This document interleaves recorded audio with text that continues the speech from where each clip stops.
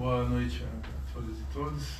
Eu queria começar saudando a Fundação Leonel Brizola, que está realizando essa iniciativa das quartas trabalhistas, essa é a segunda quarta.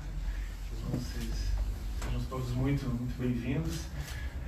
Falar aqui também reconhecendo o trabalho do Dr. Haroldo, que não chegou aqui, que é o presidente da Fundação.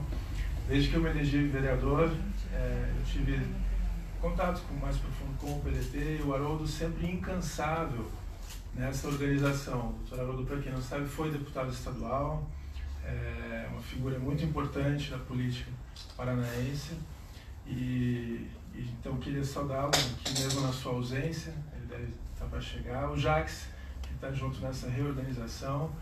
O vereador Marcos Vieira, também aqui de Curitiba, via Cláudia, estava aqui? Ali a Cláudia. Tá. Quem não conhece, o Marcos tem um trabalho muito importante no Sítio Cercado, é o líder do PDT na Câmara Municipal. Então, para quem não conhece o trabalho do Marcos, se aproximar dele, do mandato, é muito importante. A gente está nesse momento, né, acho, de reconstrução do PDT, do partido, de discussões. O grupo da Municipal está bem ativo, muitas discussões acontecendo ali. Então, acho que é muito importante que essa iniciativa da Quarta Trabalhista seja vista também nessa perspectiva, numa perspectiva de formação política, numa perspectiva de aproximação de nós, né, membros do PDT de Curitiba, e saudar aqui o trabalho que o Dante está fazendo, o Rodrigo Ponce, que está ali atrás do celular, a Dani, e quero apresentar também uma nova figura aqui, que é a Márcia. A Márcia está ali. A Márcia é jornalista e vai estar assessorando a nossa bancada na Assembleia Legislativa, já a partir de hoje, né, já está trabalhando. Então, nesse sentido, eu vejo que é muito importante a gente estar aqui se reunindo e tentar manter essa constância, um entusiasmo e um compartilhamento dos debates. É importante que as pessoas vejam que o PDT está ativo, que o PDT está preocupado com conteúdos. A primeira Quarta Trabalhista teve a presença do professor Fábio Scatolin, que foi secretário de Planejamento na gestão do Gustavo, aqui, um professor de Economia da Universidade Federal, fez uma apresentação muito importante, compartilhando alguns problemas e problematizando. Acho que a ideia aqui também é a gente não sair com respostas prontas, mas mais discutir, problematizar.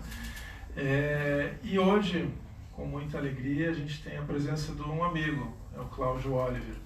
Eu vou ler aqui só para vocês.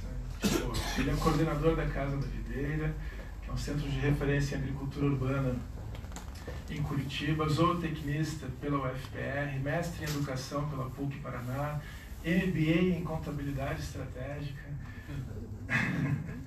especialista em grupo operativo pelo CEP Curitiba, autor de Economic Conspiracy, coautor dos livros Serving with the Poor in Latin America, Making Peace with the Land, membro do grupo de pesquisa e divulgação de plantas alimentícias não convencionais, Hortobank. Isso seria uma redução do que o Cláudio e do que eu conheço o Cláudio já há um bom tempo. E isso aqui é óbvio, né? Até estou dando risada. Isso é engraçado.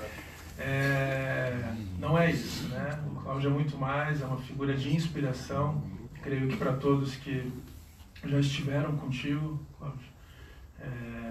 Eu conheci o Cláudio quando a gente pintou a ciclofaixa pirata aqui na rua Augusto Stresser, em 2007. E o Cláudio, na ocasião, estava na Vila Fani com o Eduardo, com muitos companheiros, fazendo um trabalho social, comunitário, e especialmente o que nos aproximou ali foi a discussão sobre a cidade, a discussão sobre o lixo, né? O do meu lixo cuido eu, era essa, o moto, né? O lema ali. O Arte Bicimob, o Fernando está aqui também, foi um mês de intervenções urbanas, e o Eduardo propôs, eu não lembro, ia nas lixeiras, né? O que você colocava na lixeira? A gente plantou várias flores na lixeira da nas da lixeiras da Rua 15. É uma discussão justamente mais do que importante, que é ainda super relevante, sobre não só os resíduos sólidos, que eu acho que a Casa da Videira é uma referência, não só sobre a agricultura urbana, que a Casa da Videira é uma referência, não só sobre a atividade comunitária política, que a Casa da Videira é uma referência, mas uma discussão sobre a cidade que a gente quer, o papel de ativismo, que cada um pode ter um protagonismo na sua comunidade, na sua rua, no seu bairro.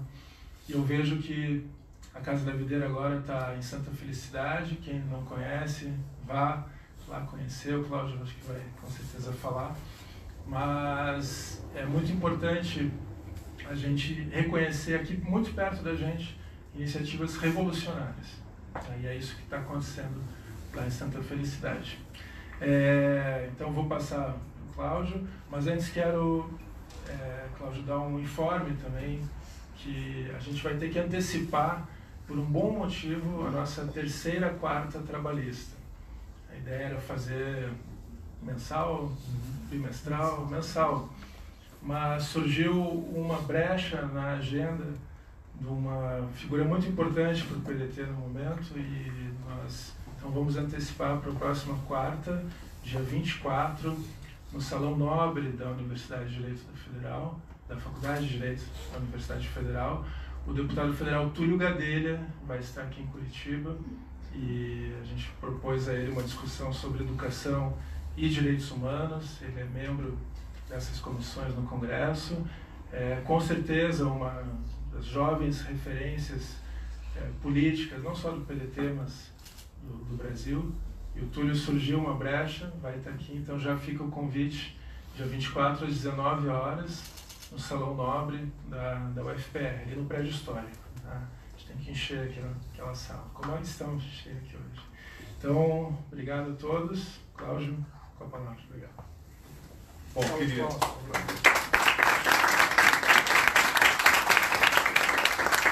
Eu queria começar agradecendo, primeiro, a oportunidade que a Fundação dá, que a gente possa estar junto discutindo esse tema, e com uma intenção muito clara, né, de que a gente possa olhar para a nossa cidade nas perspectivas que a gente tem de formação e perguntar, tentar aqui apontar, né, algumas coisas que digam que tipo de cidade a gente quer viver, qual é o cansaço que a gente está, como a gente pode refletir na nossa cidade olhando, né, o que está acontecendo no mundo, e como a gente tem, né, como a gente pretende mostrar e viver algumas experiências antecipatórias que a gente tem feito. Para explicar o que a gente faz na Casa da Videira, quando me perguntam o que é a Casa da Videira, eu costumo dizer que é um bando de nerd cristão que mora junto. Né? É mais fácil definir assim: estuda a beça, trabalha a beça, né? A galera está toda por aí, e sinceramente, tudo que eu tenho para falar hoje, até já vou oferecendo. Uma das coisas que eu tenho sonhado, né, e me disposto a fazer, a gente faz todo dia, porque lá todo mundo tem uma vida acadêmica, então a gente acaba tendo duas, três aulas, alguns aqui sabem que já tem convivido lá, 2, 3 aulas por dia, né, onde a gente tem discutido temas com muita transdisciplinaridade. Mas os temas que eu vou tratar hoje simplesmente arranham a superfície da maneira mais rasa possível, que é o que eu posso fazer em 20 minutos. E eu fiz questão de tentar ficar nos 20 minutos, não estão contando ainda, isso aqui é só... tá? O que me dá um microfone, deixar falar, eu estava falando com a Camila ontem, ela falou, seja você, se for eu, vai ser 3 horas falando, aí ninguém aguenta. Né? Mas algumas promessas que eu queria fazer para a gente combinar os nossos 20 minutos. Primeiro, eu não vou usar PowerPoint. Né? Eu não uso porque eu gosto que quando apague a luz a gente ainda tenha o que falar. Tá? Número 2. Eu estou muito mais interessado em ouvir qualquer pergunta que venha do que o que eu tenha a falar. Qualquer coisa que eu tenha a falar vai ser aquilo que eu considero importante para você ouvir, o que já é uma postura autoritária. Né? Essa mesa aqui já é uma barreira pedagógica do tamanho de um bonde. Eu preferia que a gente estivesse numa roda. Mas tudo bem, é a contingência do lugar. né? E eu prefiro muito mais ouvir as perguntas, tendo 3 categorias de perguntas que eu queria deixar combinado. Já que são 3 perguntas, quem sabe as 3 perguntas vêm assim. Primeiro, é que pode ser que você faça uma pergunta que sim, eu saiba a resposta, e se por acaso eu souber, vai ser um maior prazer responder, e tudo bem. A segunda categoria é uma pergunta que talvez você faça, eu não sei a resposta, mas eu sei referir ou a alguém que esteja aqui, ou um livro, ou algum lugar, fala, ó, procura aqui, aqui está a resposta, eu posso indicar o caminho. E a terceira tipo de pergunta que eu mais gostaria de ouvir é aquela na qual eu responderia não tenho a menor ideia. Porque normalmente esse tipo de pergunta é que faz uma emergente de uma nova pesquisa, de uma coisa que eu nunca parei para pensar. Então se você fizer uma pergunta que eu não tenho a menor ideia, eu vou primeiro agradecer. E vou te prometer que daqui a 2 anos e 6 meses eu lhe respondo. Com certeza. Tá? Porque isso vai abrir uma linha de pesquisa. Vai abrir um espaço para a gente perguntar. A Casa da Videira, basicamente, ela não tem projeto. O que a gente faz, e a gente entende, que projeto normalmente é uma resposta procurando uma pergunta solta por aí para encaixar. O que a gente faz é tentar ter atenção para perceber qual é a pergunta que está sendo feita. Qual é a demanda que existe. Segunda coisa é que a gente não trabalha com nenhuma forma de idealismo. A gente trabalha sem esse tipo de perspectiva porque a gente fez uma opção preferencial pelo possível. E é somente a partir das condições objetivas da realidade, daquilo que a gente tem na mão, que a gente pode começar a dar resposta. Né? O maior inimigo do bom é o ótimo. Esse ótimo ideal que você fica buscando e que não vai chegar a lugar nenhum. Outra coisa é que a gente não tem sonho. E eu sei que isso pode frustrar algumas pessoas. Né? Porque a condição sine qua non para sonhar é estar dormindo. E a gente gosta de estar acordado. Então a gente, no lugar do sonho, a gente propõe a imaginação como ferramenta. E imaginar é olhar o que eu tenho na mão, a pergunta que está sendo feita, o que dá para fazer e como que eu criativamente posso tentar dar uma resposta. Às vezes a gente erra, às vezes a gente acerta. E em cima disso, como isso é um processo dialético permanente e espiral, a gente segue em frente. Então, você vai querer passar alguma coisa para mostrar a Casa da Videira ou não? Hã? Sempre manda. Olha, tem um videozinho de 4 minutos e 27 mais poético, com musiquinha de Chopin. Vocês querem ver ou vocês querem que eu fale direto? O que vocês preferem? Os dois. Os dois? O que vocês preferem? Os dois. Os dois. Então, o que você prefere? O vídeo ou a fala? A fala. Então tá bom. Então é o seguinte, gente. Agora eu vou. Porque eu sou... Ótimo, então, zero aí. Ó, o Gora vai marcar, porque eu sou muito disciplinado com isso, tá? E eu gosto de microfone, como vocês já perceberam, só pela introdução, tá? Eu vou tentar me ater aos 20 minutos que eu tenho, tá? Tá aqui o cronômetro não me deixando mentir, tá? Basicamente, a primeira declaração, ouvindo tudo que a gente está ouvindo de economia nos últimos 40 anos, no qual a minha geração cresceu, né? A gente viu a ditadura ser derrotada, a gente viu o que tinha para acontecer. Eu me lembro, já falei aqui nessa sala uma vez, que eu me lembro perfeitamente a primeira vez que eu vi o Brizola. Era o Brizola, 10 gatos pingados, ele em cima de um Opala azul, na cidade de São Gonçalo. Eu perguntei quem é?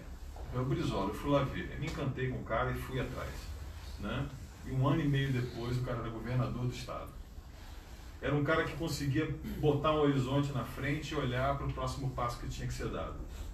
E essa perspectiva que a gente olha desde então é que toda aquela geração que nos encantou, a minha geração, uma geração que vinha dos anos 50 com uma enorme generosidade, humanisticamente fantástica, essa geração foi sendo suplantada por um economicismo maluco que faz com que a gente ouça o dia inteiro, e eu deixei algumas anotações aqui para me servir de não perder meus 20 minutos. Tem 40 anos que a gente está ouvindo falar de teoria diária, teoria econômica na mídia, explicação sobre o câmbio, PIB, índice econômico, a cantilena da busca de crescimento econômico necessário, ilimitado e permanente. Lembrando que a única coisa que cresce ilimitadamente, permanentemente, é câncer, tá bom? E o abismo que a gente vê entre a teoria das benesses do mercado e a observação que a gente faz da vida cotidiana, a gente pode chegar à conclusão de que as promessas feitas pelo protagonismo econômico centrado em técnica, centrado em equilíbrio de PIB, centrado em balança comercial, fomento de emprego, blá blá blá blá, não entregou. Não entregou, porque você olha e o sistema não está funcionando para a gente. E o que, quando eu propus o tema de falar sobre comida, sobre trabalho e sobre bem viver, é porque é isso que no fim do dia o camarada tem que olhar. Se tem comida boa na mesa, se ele tem um trabalho que faz sentido, e eu vou voltar a esse tema daqui a pouco, e o que é o bem viver. A gente vai voltar a esse tema daqui a pouco. Faz 40 anos que a gente ouve, né, espantados, o protagonismo de uma federação cada dia mais distante dos seus cidadãos, em que a cidade foi ficando para trás. E eu não sou antifederalista, eu acho que eu não moro na cidade, eu moro no país, eu moro no Brasil, vivo aqui que funciona, mas a gente está cada dia com uma federação mais longe, com uma capital que já deixa a gente longe demais, um mundo à parte.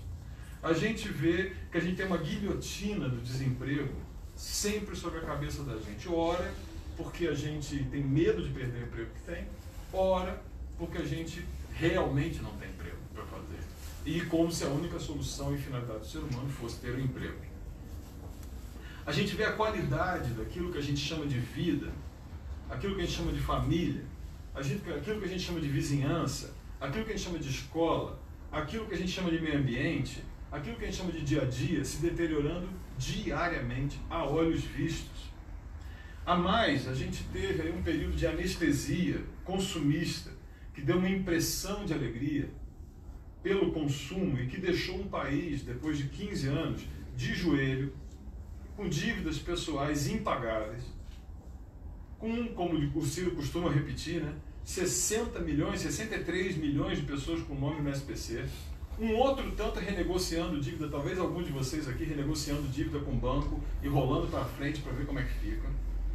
A gente viu um contingente envergonhado de pessoas crescerem para hoje 13 para 14 milhões de pessoas desempregadas e mais uns 5 ou 6 milhões que simplesmente desistiram. E isso, companheirada, é o nosso dia a dia. Isso é que a gente enfrenta. Não adianta eu ficar falando teoria econômica ou ficar falando de alguma coisa que eu não atinjo. Parece que tudo que a gente viveu, que a gente tinha essa esperança, aquela esperança que eu falei que começou lá, que a gente tinha campanha das diretas, uma nova Constituição, e a gente vai ter governo popular, e vai conseguir alguma coisa, vai voltar para o presidente. Parece que tudo, como diz a Petra no seu recente filme, que quem não viu ainda deve ver, Democracia em Vertigem, né? Parece que tudo foi um pesadelo, acabou num pesadelo, aquele sonho que foi de uma noite de verão de somente 15 anos. Que nos oferece hoje esse pesadelo, que desmorona o país e que valoriza atos, pessoas, líderes, partidos e políticos que são e se pode definir pela simples palavra de serem maus. Não tem que ficar discutindo muito profundamente. As pessoas são más. Ponto. Hoje eu gostaria, nesses poucos minutos aí, nesses 15 que eu tenho pela frente, né, de levantar 3 temas, como eu falei. E talvez iniciar e apontar para um horizonte local, para um horizonte tangível, humano, e que possa nos retirar da posição incômoda de simplesmente reagir e comentar a nova loucura que a gente vê na mídia todo dia. Porque é só isso que nós estamos fazendo, tá bom? A gente reage e comenta. Basicamente, por quê? Porque a gente não tem um horizonte para oferecer. Então a gente comenta, estarrecido, e reage, e vai para a rua, e reclama, enquanto do outro lado tem uma agenda consistente, que não vai voltar para trás. Psicanaliticamente falando, os psicanalistas presentes aí sabem do que eu estou falando, está consistentemente feito, está bem montado, não vai diminuir, não vai dar para trás, vai negar a realidade. E do outro lado de cá, a gente reagindo perplexa. Bom, o que eu gostaria de fazer hoje, tá bom, está acontecendo isso, o sistema está aí, o sistema está colocado. Quais são os espaços de rachadura que a gente tem? Quais são os espaços de dia a dia que a gente tem? E que alternativas a gente poderia pelo menos tentar? E que soluções, aquilo que eu chamo de renovação do trabalhismo, que eu vou falar daqui a pouco, tem fornecido no mundo e que experiências, aí eu vou falar sem falsa modéstia nenhuma, tá? Que a gente tem tentado pequenininho aqui, ó, no bairro de Santa Felicidade e talvez apresentando algumas soluções interessantes, tá? Um fio de esperança pode surgir, um fio que nos faça mudar dessa posição de somente reagir para de agir, de sair da crítica que a gente tem para a proposta. E proposta, gente, eu não consigo imaginar uma proposta de país. Eu consigo imaginar, sim, uma proposta de cidade, de bairro, de gente que eu vejo. Eu não consigo mais imaginar uma proposta de Facebook. Aliás, eu não tenho mais. Eu, deliberadamente, dia 28 de outubro do ano passado, eu saí do Facebook, eu saí do Instagram, por razões óbvias também, né? Saí. E não tenho. E acho que o lugar do encontro é esse aqui, ó. A gente se vê que tem o mesmo cheiro, que a sala nem tá tão fria porque tem um calor humano legal. Então eu te marquei no Instagram lá, senão... Não vi. Não tem a menor chance de eu ver. Né? Isso que eu tenho falado aqui é uma proposição que possa reencantar agora para a garotada jovem que está aí, porque a gente está ferrado. A gente já, eu não falo que eu não tenho mais futuro. Eu não tenho mais futuro. E eu acho também eu estou cansado porque a geração que vinha à frente da minha, da nossa, tá? Quando a gente tinha 30 anos, deu um passa-moleque na gente, falou, deixa que a gente vai pintar o cabelo, tomar Viagra, casar com a mulher metade da idade, a gente começa tudo de novo. E eu acho que a gente que está com a idade que tem que sair da frente e deixar vocês virem. E a gente, se puder, compartilha a experiência. Tá bom? Essa é a minha primeira postura que eu quero deixar bem claro. Que a gente sim está velho e sem futuro. Sabe por quê? Porque o que é futuro é o que eu dizia quando eu tinha a idade de você, que tem 20 e poucos anos, que ia acontecer quando eu tivesse 57. Bom, eu cheguei nele. Esse aí, gostei ou não gostei, é o que eu tenho. Tá bom? Vamos lá. De que adianta, né, eu diria aqui, né? Em vez de oferecer ilusões, né? O que adianta a gente poder pensar num horizonte que, ao invés dessas ilusões, nos dê esperança de um mundo com alguma possibilidade de restauração? A agenda da gente precisa ser recomposta. Eu não sei, eu não tenho uma agenda pronta na minha mão, mas eu sei que eu vou recompor na hora que eu começar a conversar e tentar falar alguma coisa dos assuntos que eu quero falar. De que adianta continuar a viver num país que nega a plena cidadania democrática? E isso é um ponto central. E democracia, para mim, não é votar no Moura para deputado, no Túlio para deputado federal, e aí daqui a 4 anos eu lembro o que o cara fez, ou, para desilusão de muitos, votar na próxima nova vedete que vai desiludir e votar a favor da reforma da Previdência. Democratizar quer dizer ter democracia mesmo, democracia de meio de produção, democracia de cidadania, democracia de propriedade de casa, e a gente vai falar disso daqui a pouco.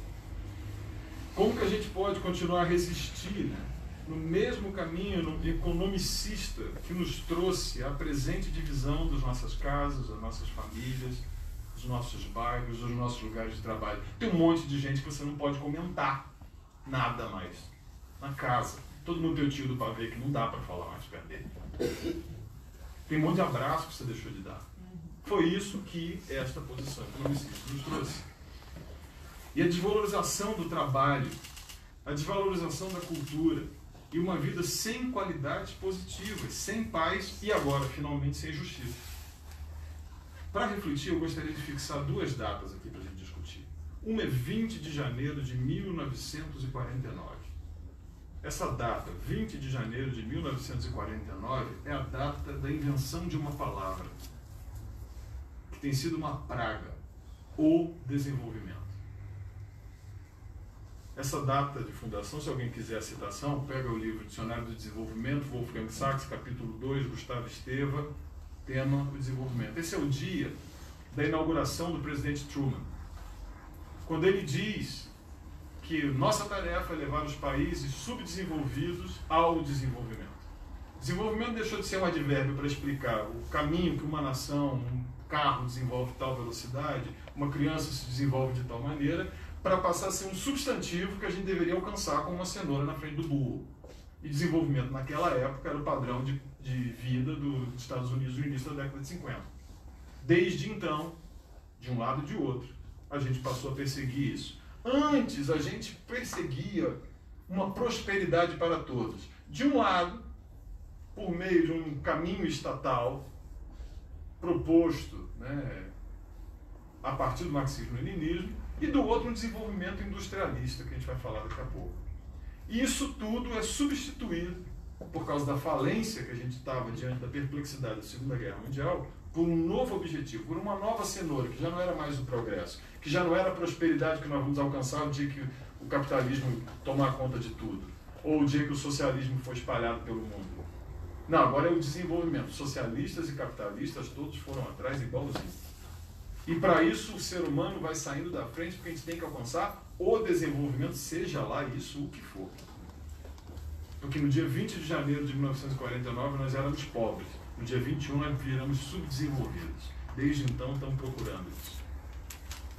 Outra data que eu queria fixar é 1980, que o Ciro tem usado muito nas suas palestras. Vamos fixar aqui aleatoriamente 1980. E ele o faz com muita assertividade, porque 1980 marca a falência de uma terceira via tentada nos anos 50, 60 e 70, que foi a social-democracia europeia, que falhou, deu errado, e abriu espaço para o neoliberalismo de Thatcher e Reagan, que agora, requentadamente, com os Chicago Boys, com a destruição criativa, seja lá o que for, a única destruição criativa que eu acho possível é do capitalismo. Vamos lá. Essa eu proponho terminantemente. Com a tal da destruição criativa, a gente pode fazer um ciclo permanente de destruição e reconstrução, porque o progresso vai nos levar e o capitalismo está fazendo tudo ficar muito melhor, e papá, não interessando que pessoas morram, que as coisas andem erradas. E ao sairmos da Segunda Guerra Mundial, a gente se viu nesse dilema. De um lado, o desenvolvimentismo industrial americano, do outro lado, o estatismo soviético. No meio, essa turma. Os dois muito bem inspirados por dois economistas de esquerda. Né? Marx, que morreu em 1883, e Lord Keynes, que morreu em 1946, logo não viu as consequências de suas propostas.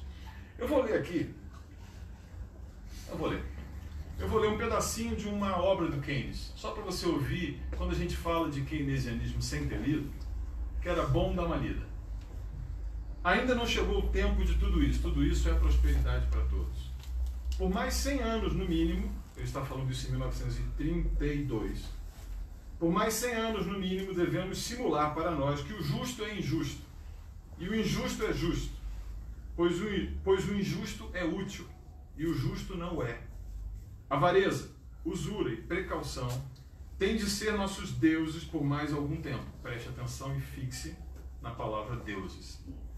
Pois só eles podem nos tirar do túnel da nossa necessidade econômica para a luz do dia. Isso está em Economic Possibilities for Our Grandchildren, tá? Obra de 1932, dentro de Essays for Persuasion, tá? Página 371 e 372. Já foi lido, dever de casa está feito. Estava citado num livro, fui procurar a citação, fui lá ler para ver se estava na obra mesmo, ver se a citação não está falsa. É essa. Tudo isso aqui é grave. E nos remete ao fato... Tem algum economista presente? Economia não é ciência. Eu estou citando aqui o Dr. Antônio Delfim Neto, decano dos economistas, no último Roda Viva. Antes eu falava isso, o pessoal me queria bater. Economia não é ciência, disse ele, e eu concordo. Economia depende da fé num mundo escasso e de demandas ilimitadas. E se o mundo não for escasso? E se o mundo for abundante? E se ao invés das 4 plantas que você come todo dia, a gente tiver 30 mil plantas comestíveis? E se as demandas não forem ilimitadas, a gente pode dizer não, tem algum marqueteiro presente? Então, marqueteiros, muito obrigado. Eu não preciso que você me convença que eu preciso de alguma coisa que eu não preciso. Eu adoro ir em shopping, diga-se de passagem. Porque já muito antes eu brigava com minha esposa daqui, eu brigava com a minha esposa cada vez que eu ia ao shopping, era um horror. Aí eu comecei a ter alegria de ir no shopping, porque eu entro no shopping, saio do shopping, morro de alegria com um passeio socrático de saber que não tem nada ali que eu preciso. Nada. A não ser um açaí de vez em quando, que eu adoro comer um açaizinho de vez em quando, aí tem um açaí no shopping. Mas não tem, mas podia viver sem, tranquilamente. Bom, em cima disso, e nos meus 4 minutos e meio que restam, né, a esquerda tenta reagir. Tenta reagir e falhou tremendamente ao pensar que bastava colocar mais imposto, negociar, conciliar defender causa identitária, fazer boa gestão, e todos os governos de esquerda foram muito bons gestores da coisa pública. Pode olhar. Difícil um governo de esquerda que não fez um bom trabalho capitalista. E foi um bom gestor. Difícil. Tá? O desastre dos outros não chama atenção. Ampliar o consumo para se resolver sem democratizar o acesso à terra, sem democratizar o acesso aos meios de produção e sem democratizar a participação de base. Que com isso a gente ia resolver. Foi um rotundo fracasso.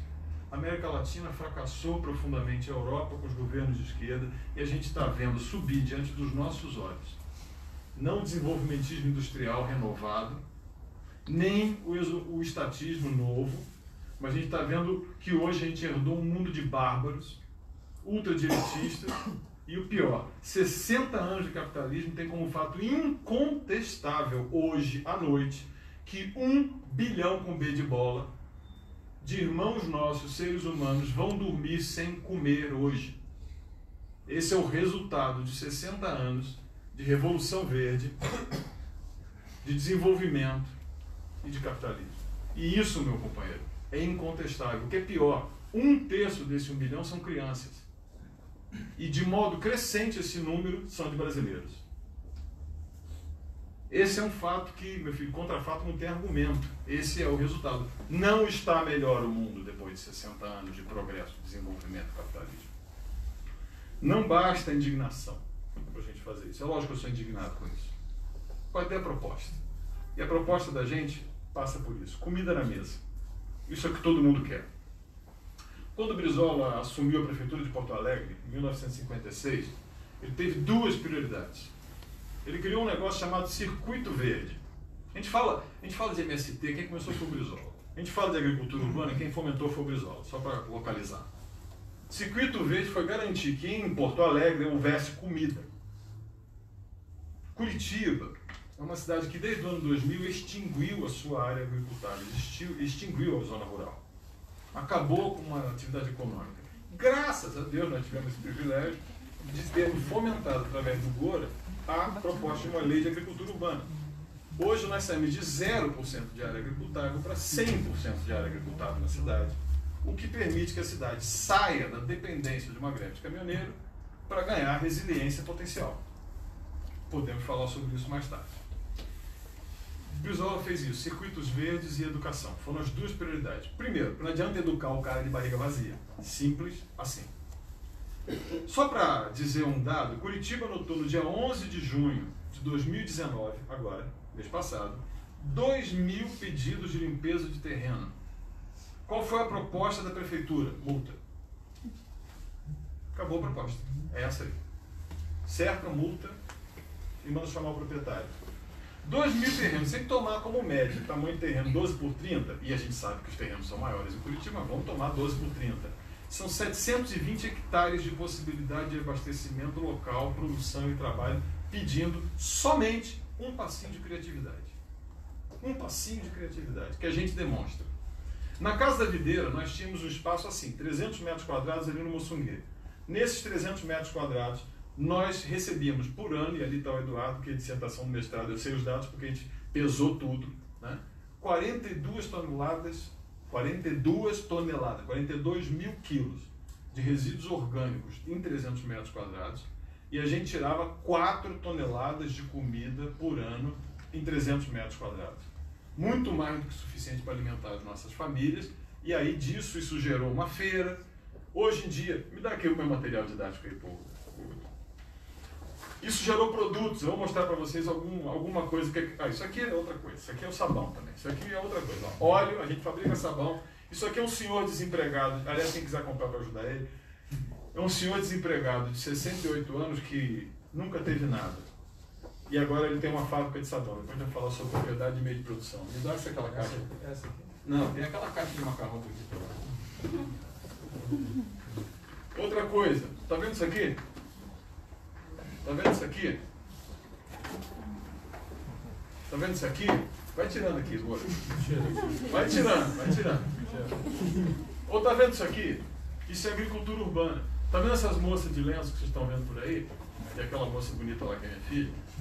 Tá vendo isso aqui? São cores do quintal.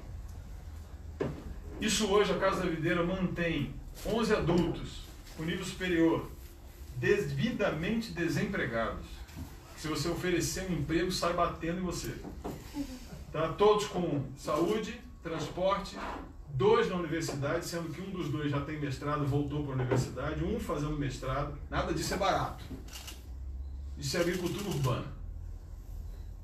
Tá? Só que a gente chama de agricultura urbana 3.0. E agora com serviços também. Sabe o que é isso aqui? É um programa novo.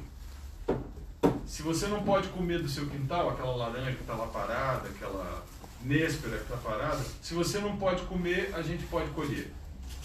A gente colhe o fio que está lá atrás. Cadê o fio? Onde é que você está, fio? Aquele rapaz lá. O fio vai, poda a sua árvore, faz a colheita, vira geleia, vira meio de vida para ele, ele aduba. Isso é quintal.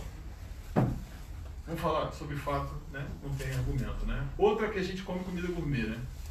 Só que a gente lembrou que comida gourmet é só comida da vovó. Só aquilo que a vovó já tinha. Bom, isso me leva, eu tenho que parar, para falar do... Não fica falando muito não. Para falar de trabalho. Diz-se normalmente que tempo é... Fala mais alto para mim. Tempo é? Dinheiro. Bom, o que o desempregado mais tem na vida, meu amigo? Cadê a porcaria do dinheiro? Então tá errado, né, meu irmão? Tempo não é dinheiro. Tempo não é dinheiro. Tempo só é dinheiro quando você se vende para o capitalista e ele devolve, pelo tempo que é utilizado, uma porção de dinheiro, que é um monte de papel colorido, que teoricamente lhe daria acesso a alguma riqueza caso ele sobrasse na sua mão. A gente precisa diferir de maneira muito clara a diferença entre dinheiro e riqueza. O trabalhador, na busca de um emprego que lhe dê dinheiro, esquece que tem diante de si uma tremenda riqueza de tempo, de habilidade, de capacidade que poderia ser transformada em riqueza. Mas ele escolhe entrar numa fila e ter um emprego para receber dinheiro para poder sobreviver. E mal. Ou falar, não tenho o que fazer. Estou trabalhando com um grupo de haitianos agora.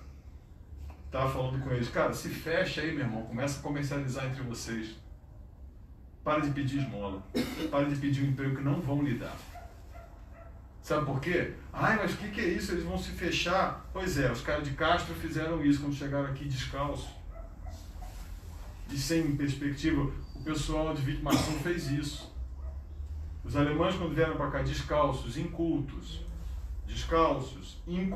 desempregados, desesperados, se fecharam. Deu no que deu. Por que eu vou negar isso para meus irmãos haitianos? Ou você acha que não tem comida típica haitiana bem boa? Lógico que tem na memória. Bom, isso é só detalhe. Segunda coisa que a gente tem que diferir é a diferença entre emprego e trabalho. Eu costumo dizer, para exemplificar, que quem está vendo você sou eu, não meu óculos. Concorda? Eu te vejo, não meu óculos. Quem está falando com você sou eu e não o microfone. E quem escreveu esse texto aqui fui eu, e não a caneta. Eu empreguei a caneta, eu emprego o óculos, eu emprego o microfone para que você me ouça melhor, para que o meu trabalho seja feito.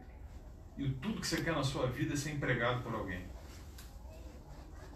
Você virar recurso, virar coisa, ou reificar você, como diria Marx. Bom, dito isso, diferenciando isso, a saída talvez seja na bandeira do nosso partido aqui atrás. Partido Democrático Trabalhista. Não é partido autoritário empreguista. Aqui está a saída para a gente. Primeiro, democratizar muito mais do que votar. É democratizar os meios de produção, democratizar o acesso à terra, democratizar acesso à moradia, democratizar a participação na saúde, democratizar, conversar, sair da rede social, sentar o seu traseiro com alguém, desculpa falar essa palavra, né? Mas sentar e conversar com alguém. Discutir, ligar, falar, acontecer. No mundo tem uma coisa chamada renovação trabalhismo. Eu não falo novo trabalhismo, porque esse negócio de novo, né, virou nome de partido. Não, é nova política, é novo partido. Agora tem nova deputada, né, que, pois é, partido clandestino e parará, né, dentro de casa. Vamos falar de renovação do trabalhismo. No mundo está apontando uma terceira bandeira, mais interessante, que talvez seja interessante e que a gente tenta exemplificar, e não é inspirado por eles não, a gente já fazia antes. Mas a gente vê que isso está acontecendo no mundo inteiro.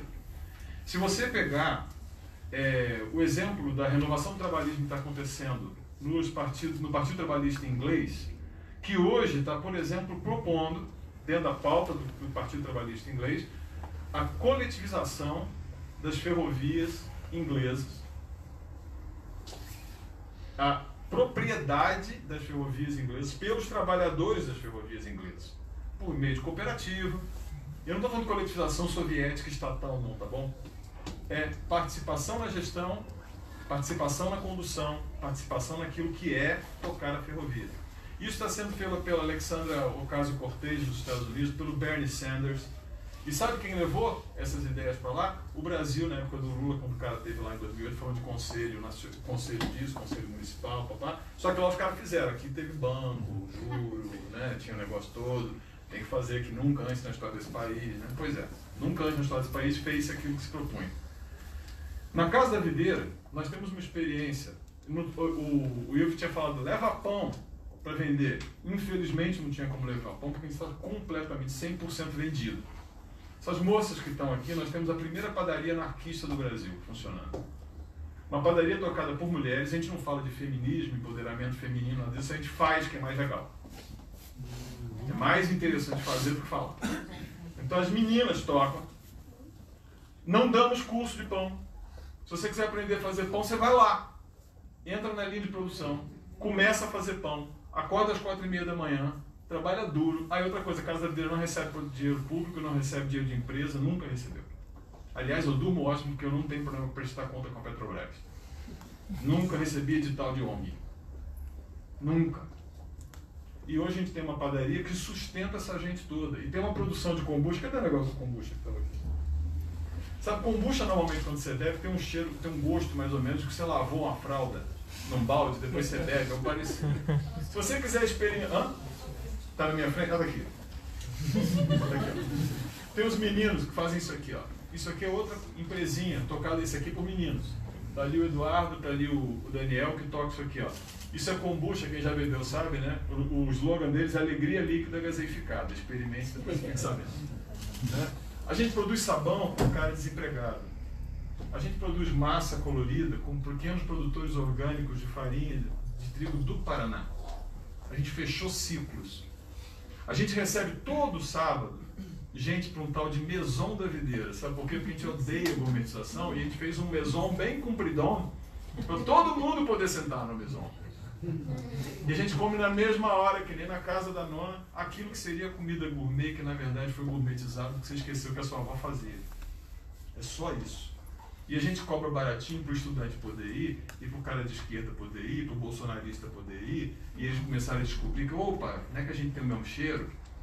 Porque a gente achou que essa era a resposta para 2 anos sem diálogo nesse país. E não tem lugar melhor para dialogar e para engordar do que a mesa. E a gente engorda e fica feliz. A proposta é inverter, como propunha Brizola, né? E chegar naquilo que é o bem viver. A gente tem uma obsessão com o crescimento econômico o tempo inteiro. Tá legal? Se a gente crescer 100%, não tem planeta. Se todo mundo for incluído no processo de consumo que a gente está, não tem planeta. E se a gente mudar essa conduta para, ao invés de buscar o crescimento como obsessão da economia, a gente buscar o bem viver. O que é bem viver, Claudião?